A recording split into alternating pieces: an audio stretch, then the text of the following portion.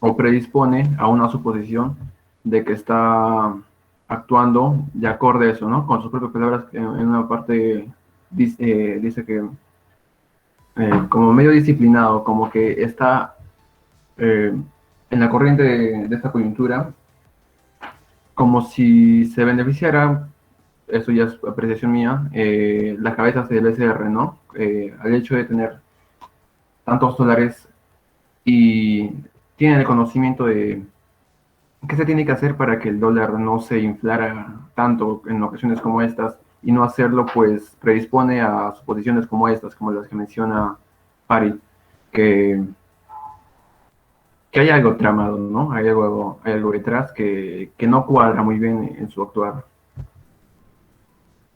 Y bueno, eso es resaltar serio. Correcto, Nelson.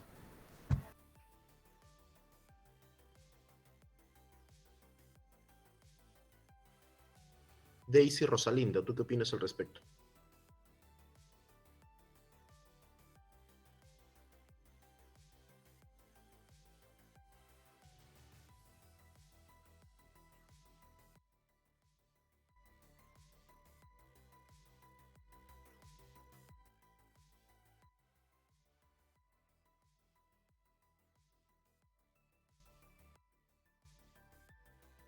Bien.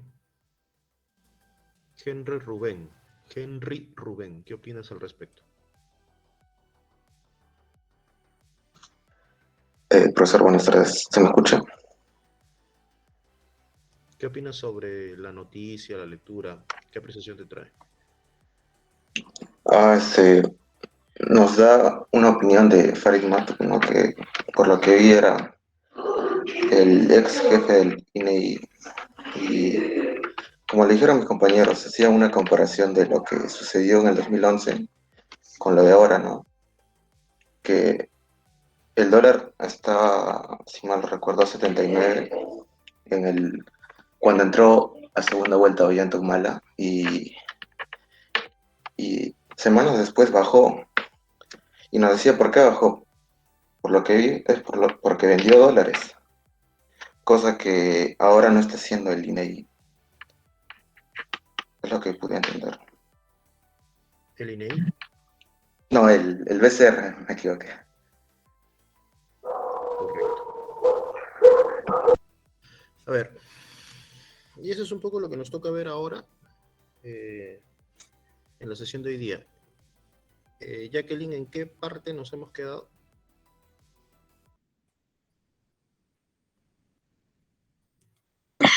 Sí, profesor, no recuerdo muy bien.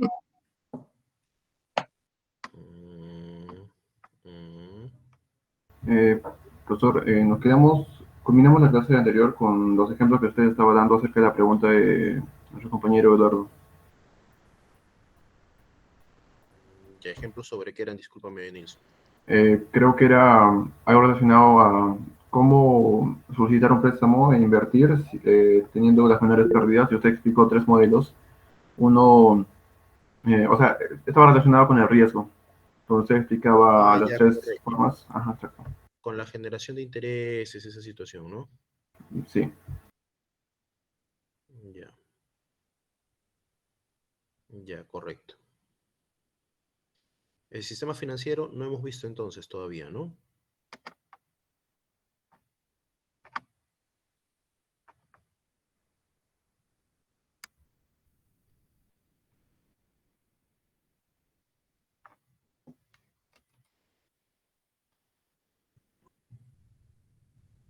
Saúl indica que pasamos el índice de existencia. Jacqueline, ¿has pasado el índice de existencia? Pásalo, por favor. Sí, profesor. Gracias.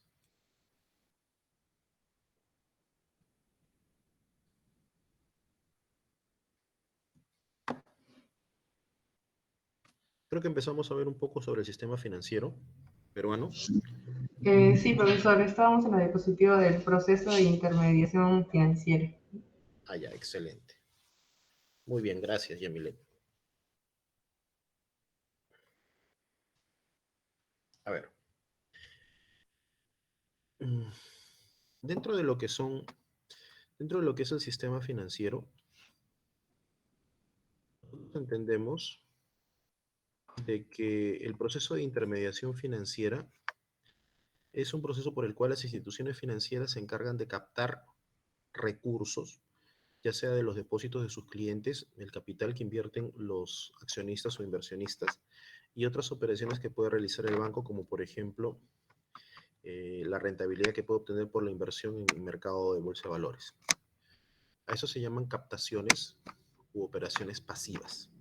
Ahora, las instituciones financieras, perdón, claro, está bien, las instituciones financieras a través de lo que son las líneas de crédito que le brindan a sus clientes, las inversiones que realizan y otras operaciones, eh, obtienen ganancias. Y estas ganancias es lo que nosotros denominamos operaciones activas. ¿Cómo funciona esto? El proceso de intermediación financiera nosotros dijimos que era importante porque permite aumentar el nivel de bancarización en una economía. El principal beneficio es su significado para la contribución al desarrollo del país. Vamos a empezar por las familias. ¿Por qué es importante aumentar el nivel de bancarización? En el caso de las familias, el hecho de que las familias bancaricen sus operaciones implica de que se pueda fomentar al ahorro, da acceso al crédito, incrementa de manera sustancial la cultura financiera, facilita y mejora el manejo de las finanzas personales y eleva la seguridad de los usuarios. Asimismo, disminuye el costo de las transacciones por operaciones que realicen dentro de este sistema financiero.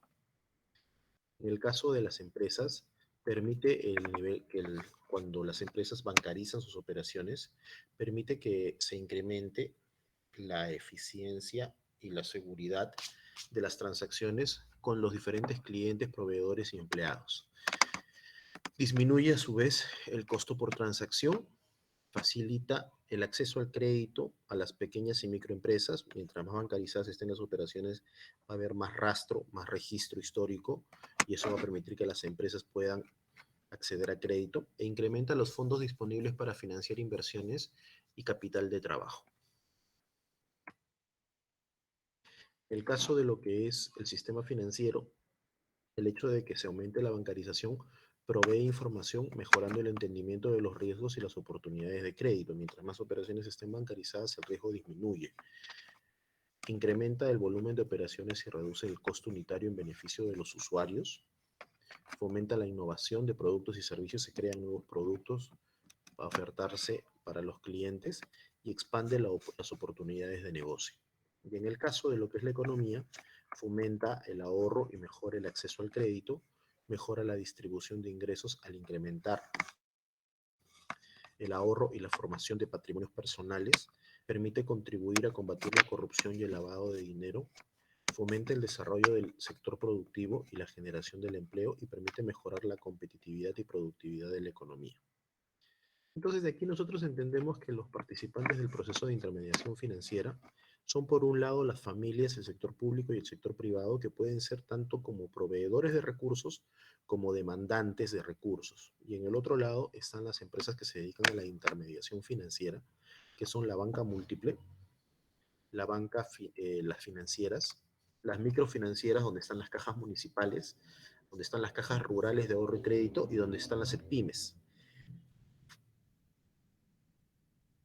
Salvo cajas rurales de ahorro y crédito, que no recuerdo haber visto alguna en Tacna, todas las demás entidades de intermediación financiera existen en nuestra ciudad. Banca múltiple, los bancos, BCP, BBVA, Interbank, etc. Financieras, financiera Credit Scotia, financiera Compartamos. Microfinancieras como la Caja Municipal de Ahorro y Crédito de Tacna, la Caja Arequipa, la Caja Cusco, la Caja Piura. Cajas rurales de ahorro y crédito, ya que existen sobre todo en la sierra para efectos de brindar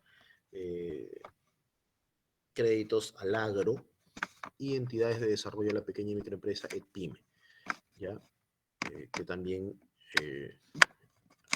existen en el mercado. Hay operaciones, las operaciones que realizan las entidades financieras son fundamentalmente de dos tipos. Las operaciones pasivas, en las cuales la entidad financiera recoge dinero de los depositantes a través de los ahorros o del dinero que se deposita en cuenta corriente, plazo fijo y CTS, y están encargadas de conservarlos o invertirlos, lo que considere prudente la entidad financiera, y al final su obligación es de devolver el capital, que es el dinero invertido, más el pago de intereses. En el caso de las operaciones activas, la entidad financiera recoge el dinero, los recursos que ha utilizado y se lo entrega a los clientes a través de los créditos, que pueden ser sobre giros, préstamos, tarjetas de crédito, descuentos, leasing o factoring, y lo que le va a permitir recuperar el capital y cobrar los intereses. Entonces aquí nosotros entendemos algunas cuestiones básicas. Primero, tenemos que entender cuál es el costo del dinero, las tasas de interés. En este caso, las tasas de interés pasiva representan las tasas o los tipos de interés que reciben los depositantes por las cuentas de corrientes de ahorro, CTS o plazo fijo que firman a través de contratos con las entidades financieras.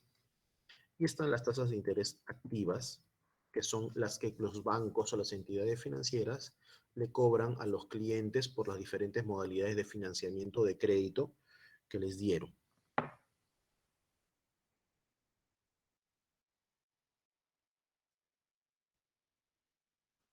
Entonces acá nosotros vamos a empezar a hablar algo que se llama el margen de ganancia que obtiene la entidad financiera, o spread.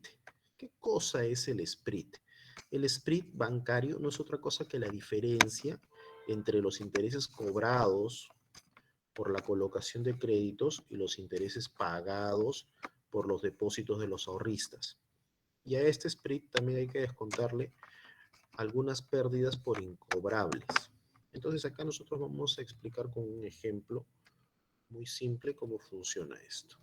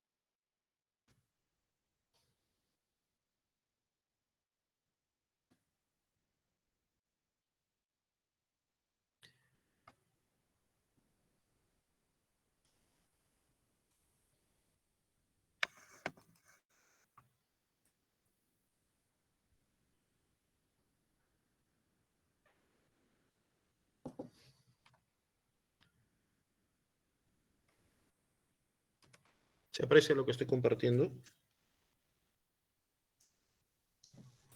Sí, profesor. Sí. Lo primero que deseo es que me definan qué cosa es encaje financiero, encaje bancario. ¿Ya? Busquen por favor en internet qué cosa es encaje financiero o encaje bancario. Te voy a dar 2 minutos. Rápidamente, por favor.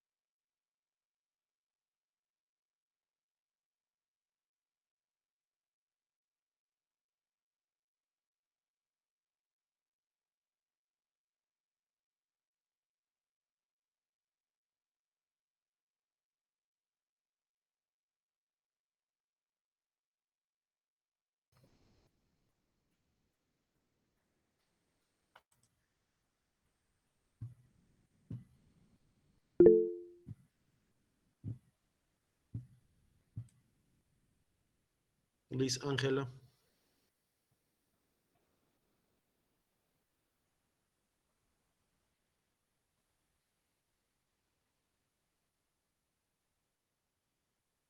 Muy bien, Saúl Eduardo. Gracias, profesor. Lo que pude averiguar es que el encaje bancario es la porción de los depósitos que los bancos comerciales no pueden prestar. Ese dinero queda inmovilizado en una cuenta corriente que las entidades tienen abiertas en el Banco Central. O sea, lo que entiendo acá es que de los ahorristas, nosotros, ¿no?, que dejamos dinero en el banco, hay una porción de dinero que el banco no lo puede para nada gastar o invertir o moverlo, sino debe tenerlo, como quien dice, ¿no?, en las cuentas corrientes del banco, para que cuando nosotros solicitemos ese dinero, ellos nos lo entreguen sin ningún tipo de problemas. Es lo que puedo entender. Ya, correcto. Muy bien esto, Saúl Eduardo. Adi, ¿quieres comentar algo al respecto?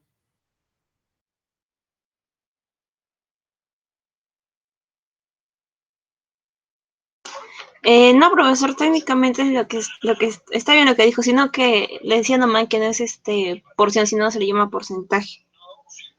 Y eso también va, bueno, ¿qué parece? Va relacionado con lo que es el multiplicador bancario, ¿no? Con respecto al encaje. ¿Qué cosa es el multiplicador bancario, Adi? Tocaste un tema muy, muy interesante.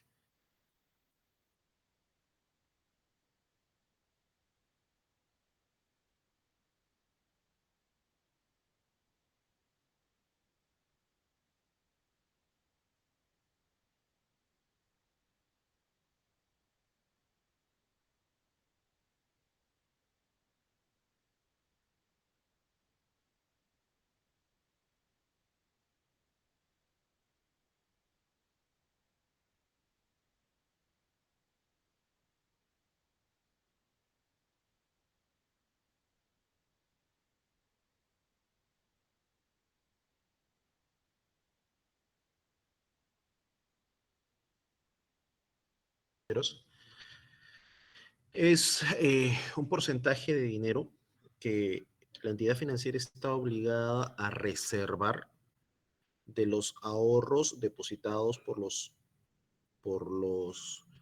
agentes excedentarios de dinero, en este caso lo que nosotros conocemos como ahorristas o proveedores de recurso financiero, con la finalidad de formar un fondo, una reserva que sirva para poder cubrir situaciones como es la insolvencia económica de una entidad financiera. ¿Qué cosa quiere decir esto? Ese encaje se junta y sirve como un fondo de reposición cuando el banco empieza a tener problemas financieros o cuando hay un flujo anormal de salida de dinero. Es decir, los ahorristas deciden retirar su dinero, pero lo deciden retirar todos abruptamente. Entonces el banco corre el peligro de quedarse ilíquido y al quedarse ilíquido lamentablemente pues va a empezar a tener problemas, ¿no? Entonces el encaje sirve para cubrir eso, es como un fondo de reserva, ¿no? Es como los ahorros que tienen las familias cuando hay situaciones de emergencia. Ya, eso es el encaje. ¿Cómo funciona? El ahorrista, si ustedes pueden apreciar el archivo en Excel, deposita 100 soles. Si el encaje bancario está en 5%, quiere decir que el banco va a tener que guardar, va a tener que encajar 5 soles. Y va a solo poder prestar 95 soles. Quiere decir que de cada 100 soles que el ahorrista deposite en dinero en el banco solo va a poder prestar 95 soles. Acuérdense ustedes que el negocio del banco es es generar recursos, ¿ya? O recaudar fondos para poder prestarlos y cobrar una tasa de interés. Y con esa ganancia pagar la tasa de interés que le exige la persona que ha ahorrado, que obviamente es mucho menor. Digamos, al ritmo, el banco debe estar pagando tasas de interés de máximo 7%, 8%, y está cobrando tasas de interés de 30, 40, 50%. Entonces, en la diferencia está la ganancia, es lo que nosotros llamamos split. ¿Cuál es el detalle? El detalle es que conforme el encaje sea más alto, el banco arriesga más de su propio dinero. ¿Por qué? Porque si alguien le pide prestado 100 soles, que alguien le deposita 100 soles, no puede coger los 100 soles del depositario y prestárselo al cliente, sino que va a tener que coger 95 soles, si es que le encaje 5%, va a tener que coger 95 soles del depositario y va a prestar 100. Quiere decir que el banco va a tener que poner 5 soles de su dinero. Entonces aquí hay un detalle porque mientras más dinero coloque el banco, más alto es el riesgo percibido por el banco. Y si más alto, claro, porque el banco va a tener que prestar su plata. Prestar la plata del ahorrista es fácil porque si se pierde, pierde el dinero del ahorrista, no pierde él, ¿no? Bajo esa lógica. En cambio, prestar su dinero es más complicado porque el banco necesita más recursos y eso implica ¿qué cosa? Más riesgo, y más riesgo implica mayor necesidad de ganancia. Entonces, conforme el encaje sea más alto, el banco lo que hace es cobra una mayor tasa de interés, porque mayor es el riesgo. Entonces, ahí les puse al costado la clasificación de central de riesgos, que es la clasificación usual que hacen los bancos sobre los clientes. Hay un mito muy masificado que dice que el banco, cuando tú no tienes una clasificación normal o CPP, no te presta dinero. La gente piensa que cuando la clasificación es normal o CPP, te pueden prestar dinero, pero cuando la clasificación es deficiente, cuando la clasificación es deficiente, dudoso o pérdida, ya no te pueden prestar dinero. Y esa clasificación y esa percepción ya está un poco errada.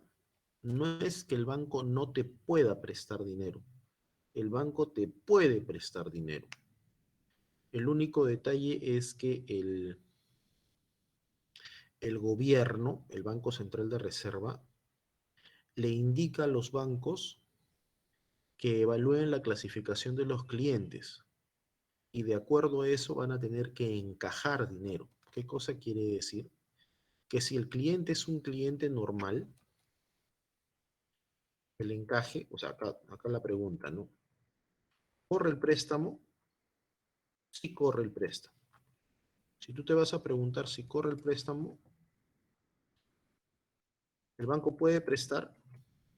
La respuesta va a ser en cualquier caso, sí. La respuesta va a ser en cualquier caso, sí se puede prestar. La diferencia es el encaje. ¿A qué nos referimos? A que el Banco Central de Reserva le dice que si el cliente es un cliente normal, el encaje va a ser 5%, digamos. Esto varía ya. Es un cliente con problemas potenciales, el encaje va a ser 15% o 12% o 13%, ya por poner un encaje tipo. Si es deficiente, el encaje va a ser del 35%. Si es dudoso, el encaje va a ser del 70%. Si es pérdida, el encaje es del 100%. Dicho de otro modo, quiere decir que por cada 100 soles que el banco quiera prestarle a un cliente normal, va a poder coger 95 soles de los ahorristas y él solo va a tener que poner 5 soles. Pero si le quiere prestar a un cliente que está en una situación de pérdida, no va a poder coger nada de los ahorristas. El banco va a tener que encajar el 100%. ¿Qué cosa quiere decir? Que el banco va a tener que poner de su dinero el 100%. Entonces, obviamente, primero está el historial crediticio de la persona, ¿no? Si viene una persona con un historial de crediticio malo, obviamente la percepción que yo tengo del riesgo como banco va a ser que yo me pregunte, oye, este pata no les ha pagado a otros, no les ha pagado a otros, ¿me pagará a mí? Es lo primero que me voy a preguntar. Y bajo esa percepción, ese análisis de riesgo, bueno, yo tengo que subirle la tasa de interés, si es que me arriesgo a prestarle. Y la segunda situación es que no voy a poner el dinero de los ahorristas, voy a poner mi propio dinero para poder prestarle a estas personas. Entonces, obviamente, si poniendo yo 5% para un cliente normal, le cobraría 25%, poniendo 100% del dinero, ¿cuánto le iría a cobrar?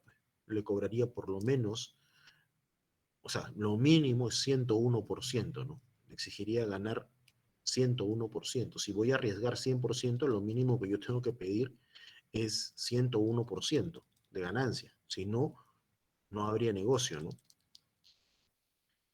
Entonces, yo solo escuché un caso, que es el caso del Banco Azteca, que en algún tiempo prestaba incluso hasta los clientes con rango de pérdida. Obviamente los evaluaba, ¿ya? Y determinaba pues de que en algún momento ellos estaban en pérdida, pero que ya se han regularizado, pero que siguen en pérdida, y le decía, yo te puedo prestar, voy a ser el único banco que te va a prestar dinero. Pero cuál es la salvedad que les ponía? Te lo presto, pero te lo voy a prestar al 135%. Entonces el banco tenía que poner de su dinero para poder cubrir eso. ¿Hasta aquí estamos claros? ¿Entendemos esta situación? Sí, profesor. Ya, y respondiéndole un poco, no sé quién, hace un momento me hablaron del multiplicador bancario. No sé quién me habló eso. Yo, profesor Ari. Ah, ya, correcto. El multiplicador bancario, acá también te lo voy a poner por si acaso. Un multiplicador financiero implica lo siguiente. Ya, el Banco Central de Reserva emite 100 soles, ¿correcto? Estos 100 soles se los entrega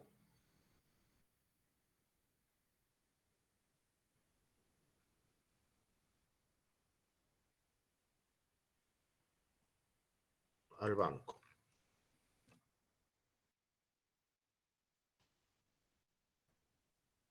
Entonces el banco ahorita tiene 100 soles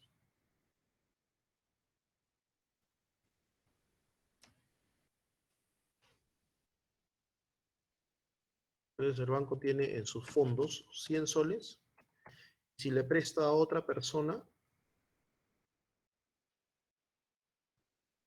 le va a prestar 100 soles, digamos.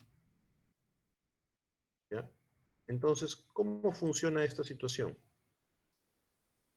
El banco está multiplicando los 100 soles que recibió del Banco Central de Reserva, que es un fondo de 100, vamos a suponerlo, y esos 100 soles se los está prestando a otra persona, a un cliente. Entonces, ahorita el cliente tiene 100 soles y el banco en sus fondos tiene 100 soles. Esa es la multiplicación bancaria. Obviamente los bancos repiten esta operación miles, millones de veces y por lo tanto el multiplicador bancario crece exponencialmente. ¿Ya? Pero esa es la capacidad que tienen las entidades financieras de poder multiplicar el dinero. Por eso es que el encaje no es muy alto, ¿no? Por eso es que nosotros decimos que encaje es el 5% y con eso es un monto suficiente para poder generar un fondo, ¿no? De reserva, para poder generar un fondo para el ahorrista. ¿Hasta ahí estamos claros? ¿Entendemos esa parte? Sí. Ya. ¿Quién determina el encaje bancario? El encaje bancario lo determina el Banco Central de Reserva. Es una de las atribuciones que tiene el Banco Central de Reserva, determinar el encaje bancario. ¿Por qué?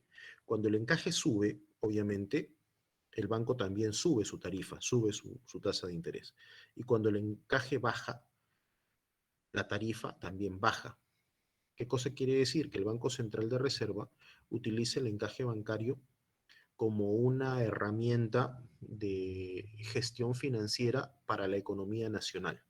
¿Qué cosa quiere decir? Que cuando el Banco Central quiere, por ejemplo, que la gente tenga dinero para comprar cosas, baja el encaje.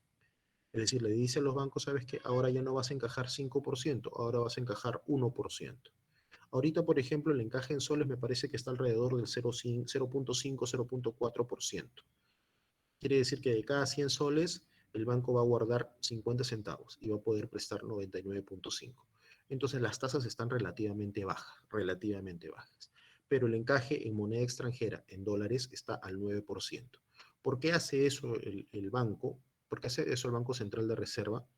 Porque el Banco Central de Reserva quiere que la economía se desdolarifique. ¿Qué cosa quiere decir? Que se convierta, que ya no ahorre la gente tanto en soles o no invierta tanto en soles, sino que empiecen a invertir, que no invierta tanto en dólares, sino que empiecen a invertir en soles. ¿A fin de qué? A fin de que el sol no pierda tanto valor, no pierda tanto poder adquisitivo. ¿Ya? Entonces, el Banco Central de Reserva es el que maneja el encaje bancario. Tiene también otras herramientas, como son, por ejemplo, el, la tasa de interés interbancaria, que funciona de una manera similar, es decir, cuando los bancos necesitan dinero pueden recurrir al Banco Central y el Banco Central les presta plata. Es el papá de todos los bancos, vamos a decirlo así. Y el Banco Central pone una tasa de interés de referencia se llama eso.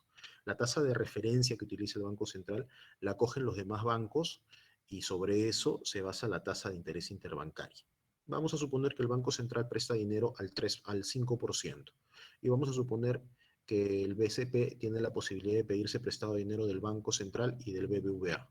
El BBVA cobra 10% y el Banco Central cobra 5%. ¿A quién le va a pedir prestado? Obviamente al Banco Central de Reserva porque tiene una tasa menor. En ese caso, el BBVA lamentablemente va a ver la tasa que tiene el Banco Central y va a tener que poner su tasa a ese nivel. Por eso es que la tasa del Banco Central, la tasa de interés que cobra el Banco Central de Reserva es una tasa de referencia para los demás bancos. Y la tasa de interés interbancaria es la tasa de interés que utilizan los bancos para comercializar dinero entre ellos, para prestarse dinero entre ellos. Entonces, lo usual, salvo que haya una distorsión de mercado, lo usual es que la tasa de interés del Banco Central de Reserva sea similar, o la tasa de referencia en este caso, claro, sea similar a la tasa de interés interbancaria.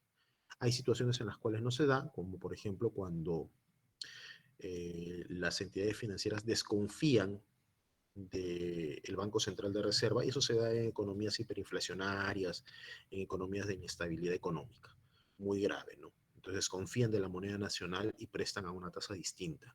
Y en ese interín incluso prefieres pedirte prestado de otro banco al Banco Central de Reserva. Pero tiene que darse situaciones muy, muy complejas. ¿Ya? Otra, por ejemplo, es el tipo de cambio que ya vimos cómo funciona, el tipo de cambio que es el precio del dólar, por así decirlo, de la moneda extranjera, también funciona de esa manera, ¿no? La noticia que yo les pasé es una noticia, bueno, es una apreciación de una persona entendida en el tema, ¿ya? Pero que entiendo yo de que el señor eh, Farid Baruch, ya, entiendo de que si ha sido jefe del INEI, pues maneja un poco de temas de variables estadísticas y entiende un poco también de ese tema, ¿no?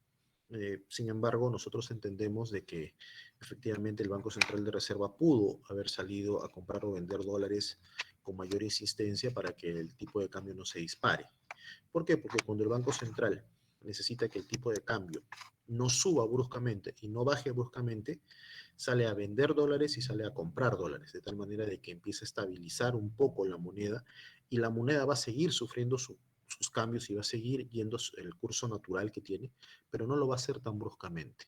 El detalle es que en las últimas semanas, en el último mes, el tipo de cambio se ha disparado.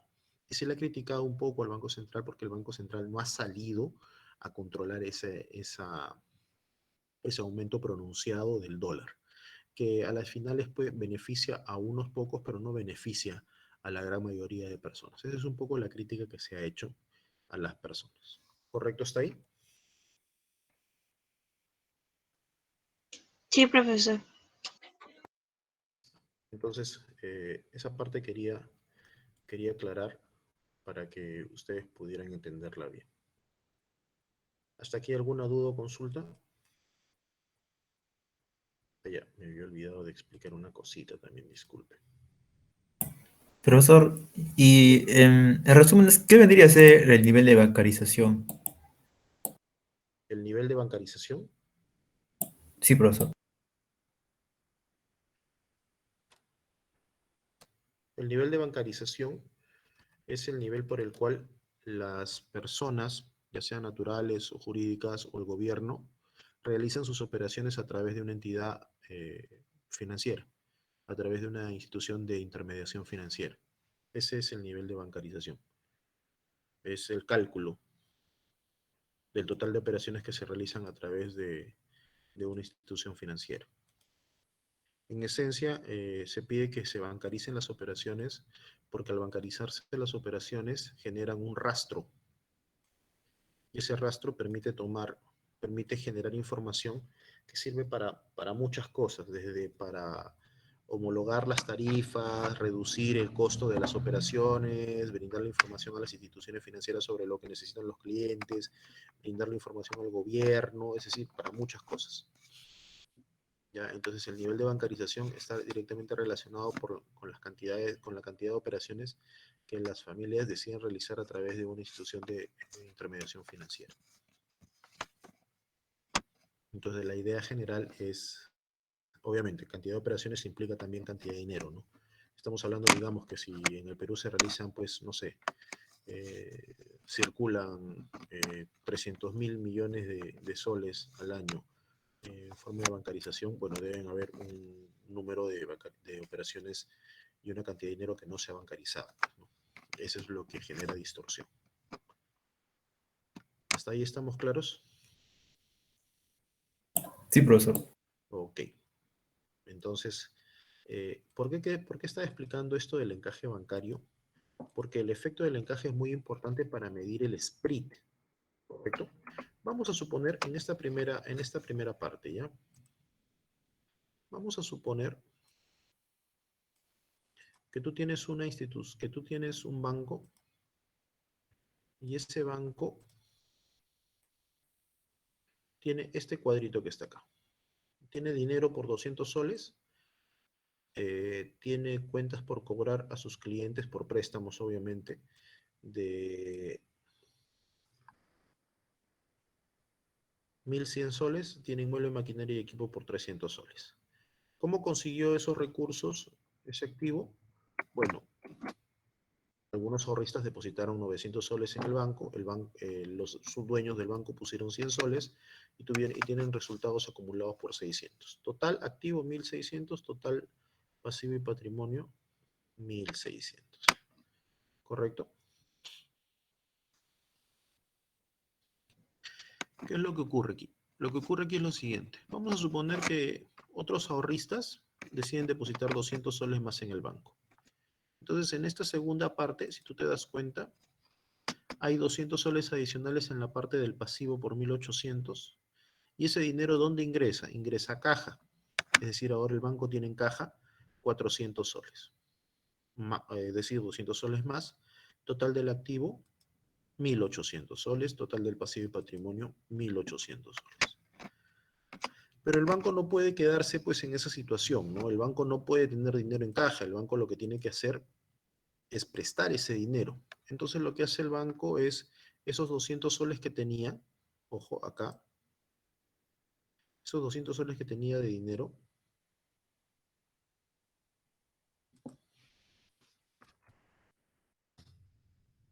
los presta, se los presta a nuevos clientes, de tal manera de que convierte un activo que llamamos nosotros,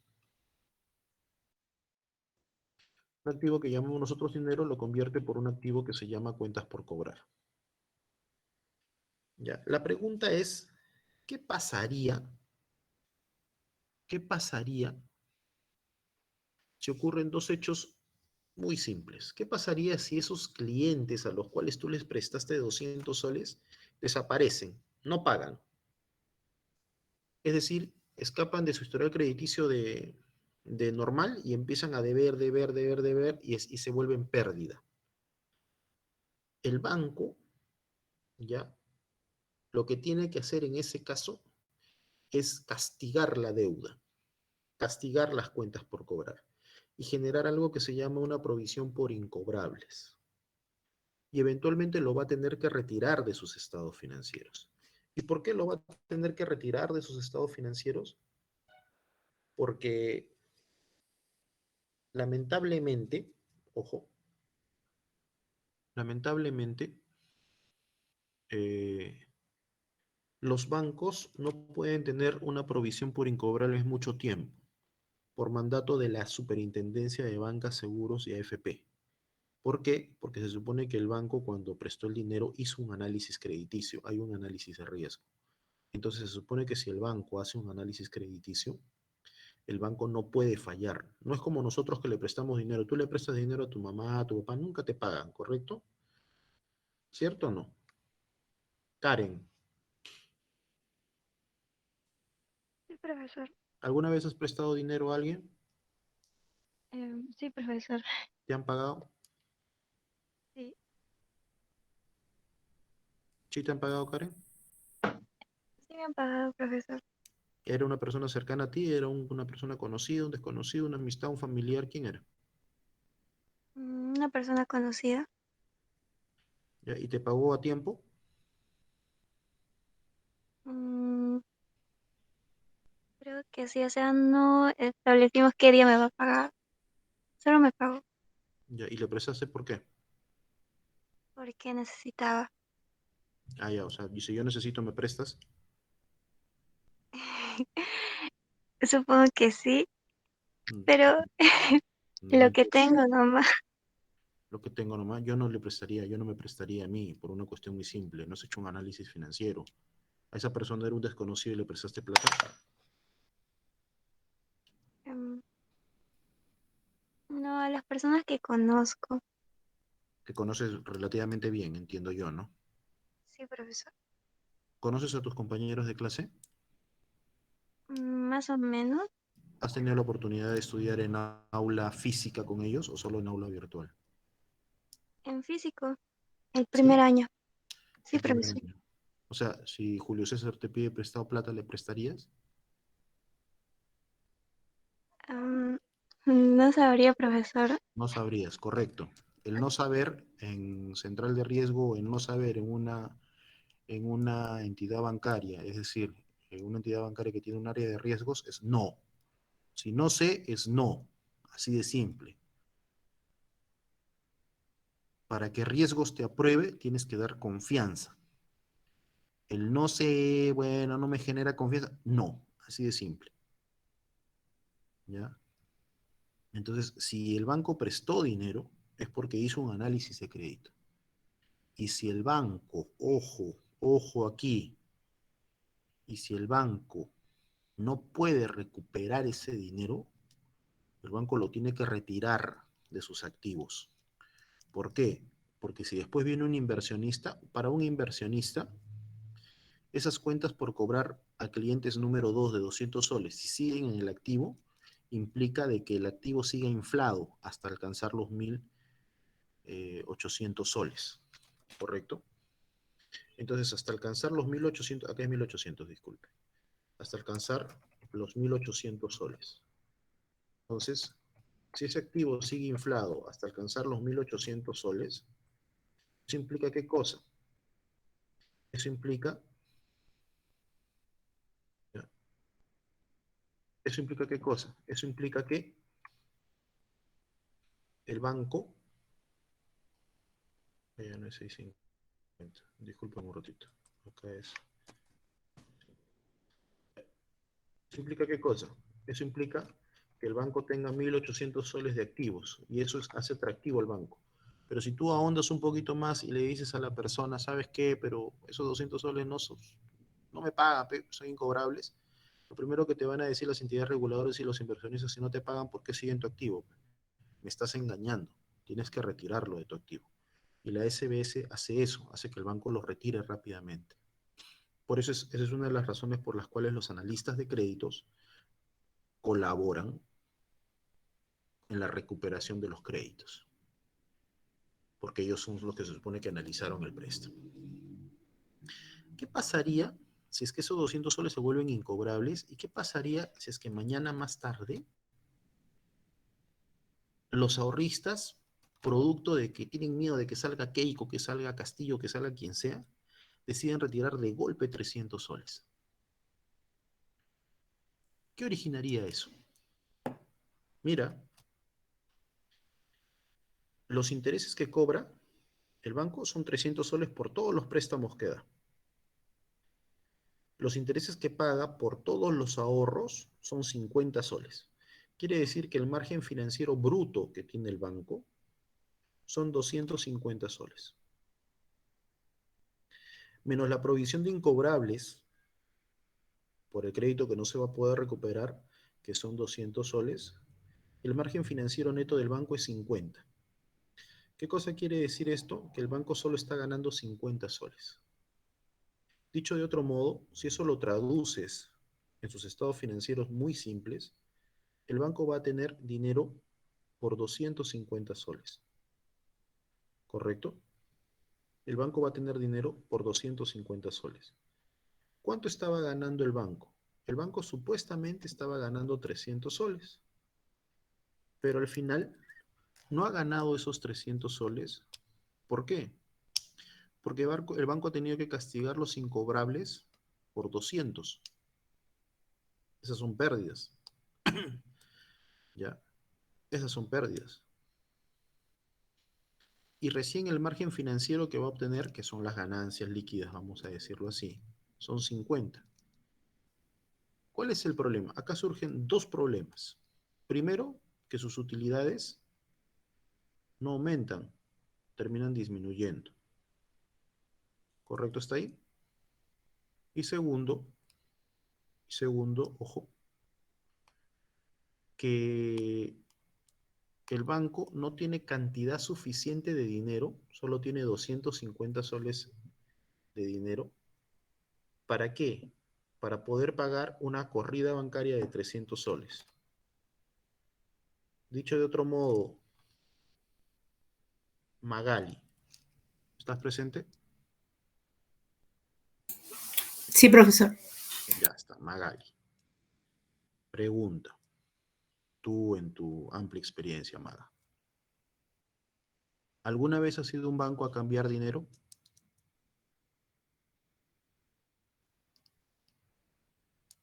A cambiar dinero, o sea, a cambiar Ha soles llevado, y dólares. claro, has llevado no, a cambiar en cambio, o sea, has llevado una Santa Rosa y espero que te sencillen. Ah, ya. Sí, profesor. Sí, claro.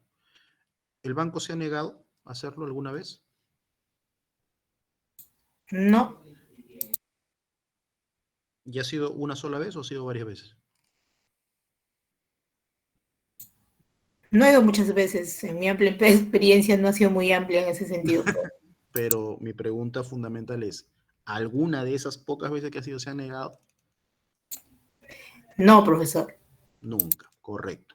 ¿Alguna vez has visto que el banco no tenga plata, que alguna vez alguien haya llegado a caja y le haya dicho, ¿sabe qué, señor? No tenemos dinero. No, no, nunca, nunca. Ya está. ¿Tú qué pensarías de un banco que no tiene dinero? Tú llegas a caja, te dice que señor, quiero retirar mi sueldo y te dice, no tengo plata. ¿Qué pensarías de ese banco? Me parecería raro. Correcto. ¿Qué más? ¿Nada más te parecería raro? Allá me parece raro y te retiras.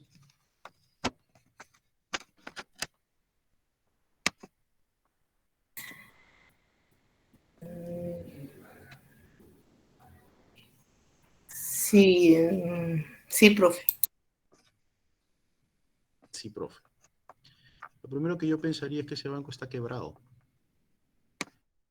Es una situación utópica, no se puede dar, no se va a dar. Ahorita les voy a explicar por qué.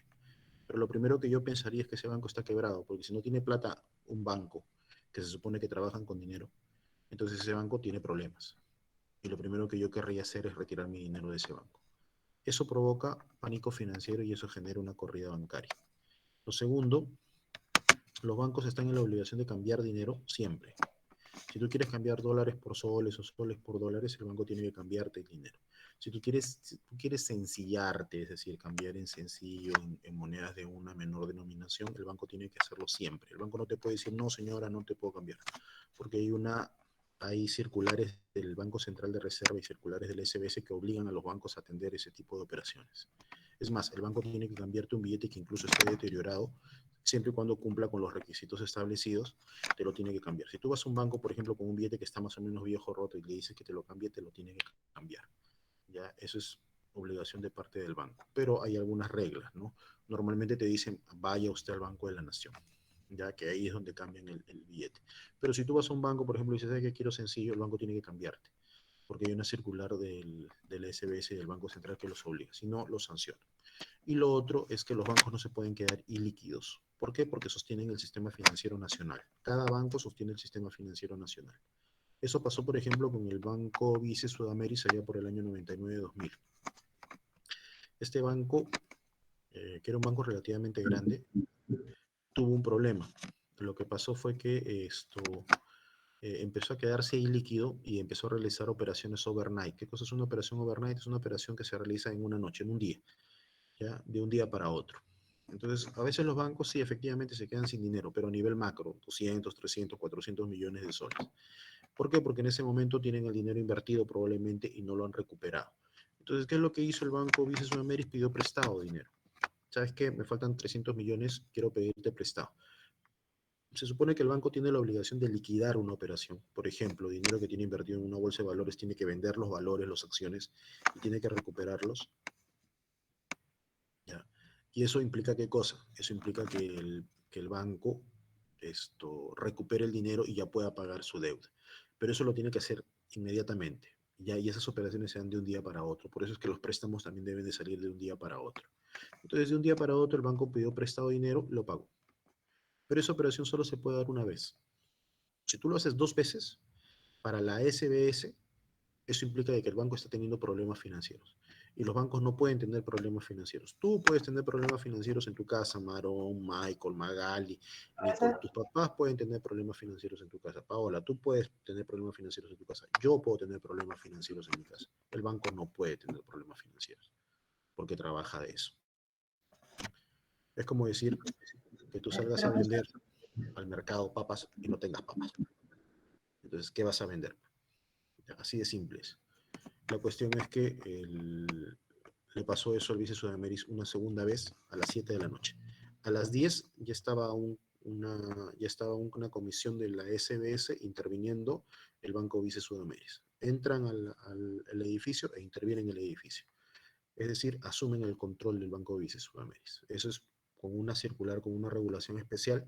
Ellos esa misma noche entran y al día siguiente a primera hora, si es que no lo pueden hacer en esa noche, anuncian de que efectivamente el gobierno ha intervenido el Banco Vice Sudameris. ¿Por qué lo hacen? 8 de la mañana lo hicieron, igual, creo. ¿Por qué lo hacen? Porque lo que quieren es darle respaldo a los clientes. Si los clientes se enteran de que el Vice Sudameris no tiene dinero, van a empezar a correr a tratar de retirar su dinero. ¿Y cuál es el problema? El problema es que si un banco de ese tamaño cae, los demás también pueden caer. ¿Por qué? Porque Saúl va a decir, oye, el Vice Sudameris tiene problemas. Y Sebastián va a decir, oye, los bancos tienen problemas. Y Jacqueline va a decir, oye, yo ahorro en el BBVA, mejor retiro mi dinero. Entonces empieza a ser una corrida bancaria que puede hacer caer a todos los demás bancos.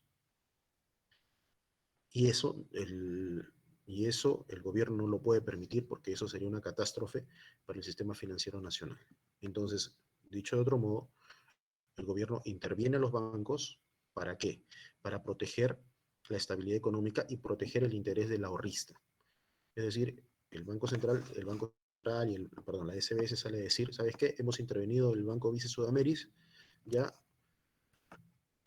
y ya todo está bien, no se preocupen, el gobierno está garantizando que el banco va a seguir funcionando normalmente. Y después de un tiempo lo remata, cambia de dueños y entra el Scotiabank, que es ahora el banco que está en el mercado. Entonces, esas operaciones provienen de este tipo de conocimientos, ¿correcto? Me parece que ya les quedó claro entonces qué cosa es encaje financiero y qué cosa es split bancario. ¿Está bien? ¿Está más o menos claro? Sí, profesor. Ya. Dígame, te escucho, George.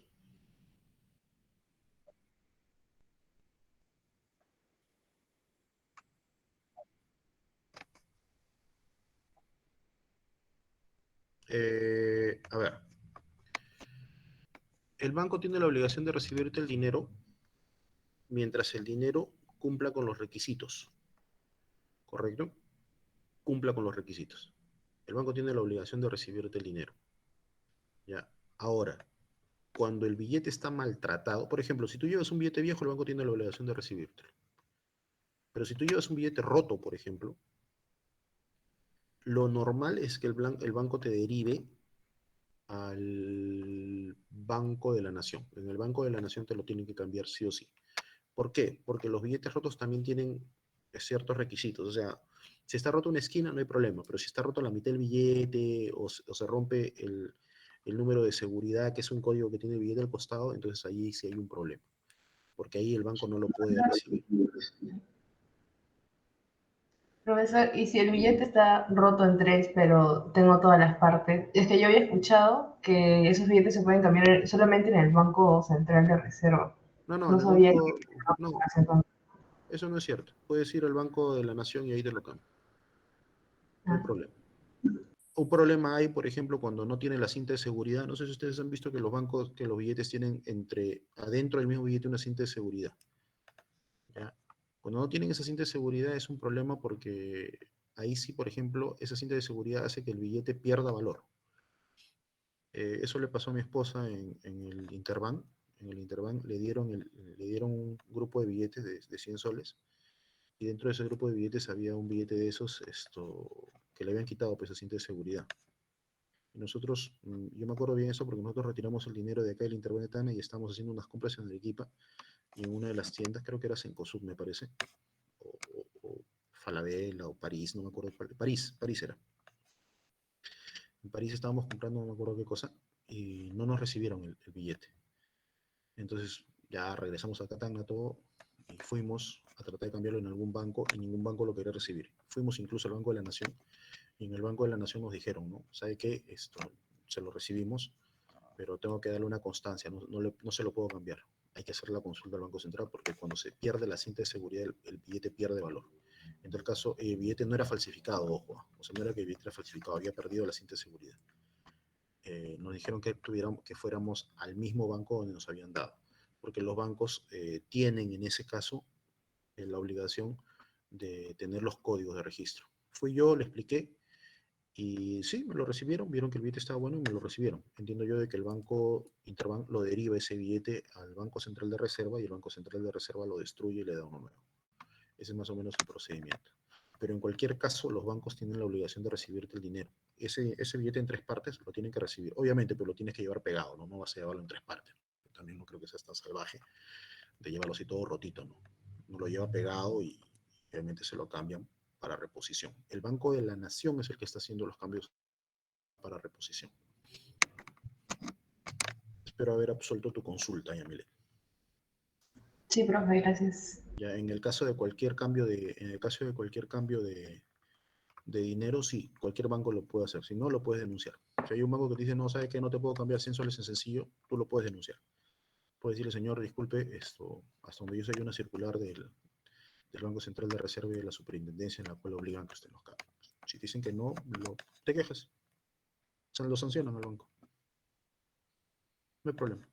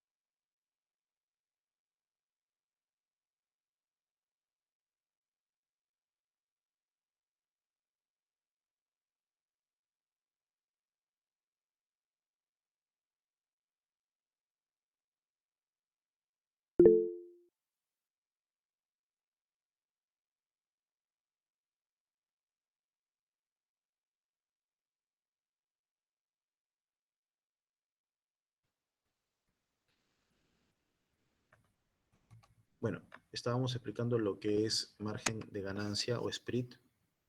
Ya les estaba indicando de que las provisiones por incobrables se conocen como cartera pesada, ya heavy debt por sus siglas en inglés.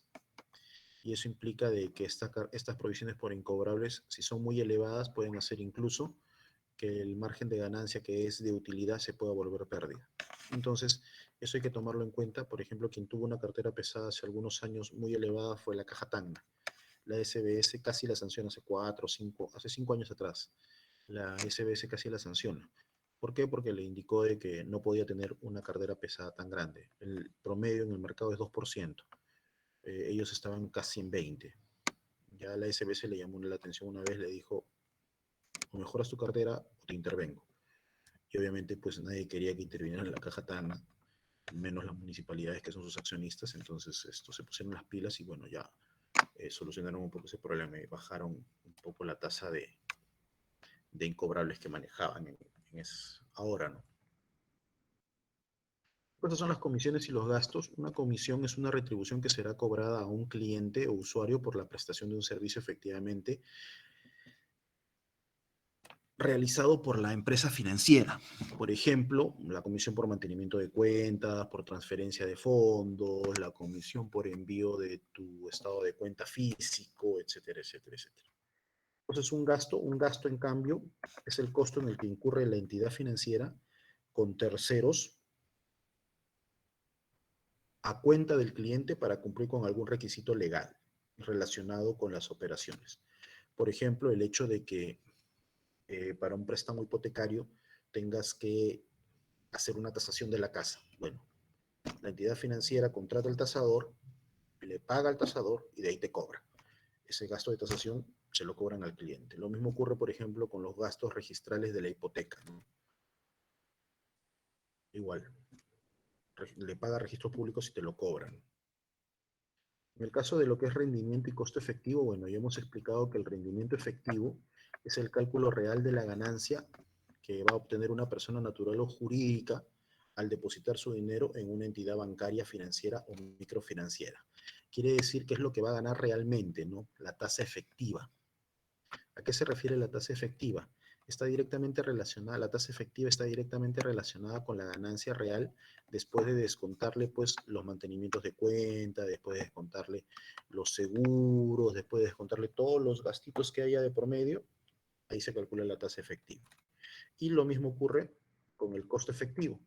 Es el costo real que una persona natural o jurídica asume al solicitar un crédito. El costo efectivo, ¿ya? Está relacionado ¿ya? Está relacionado con el pago del interés más cualquier otro gasto en el que tenga que incurrir la persona que se está prestando dinero. Por ejemplo, si tiene que pagar seguro de desgravamen, seguro de desgravamen. Si tiene que pagar una comisión por envío de estado de cuenta, también. Correcto. Es decir, cualquier otro gasto que aumente la tasa de interés que te cobre el banco.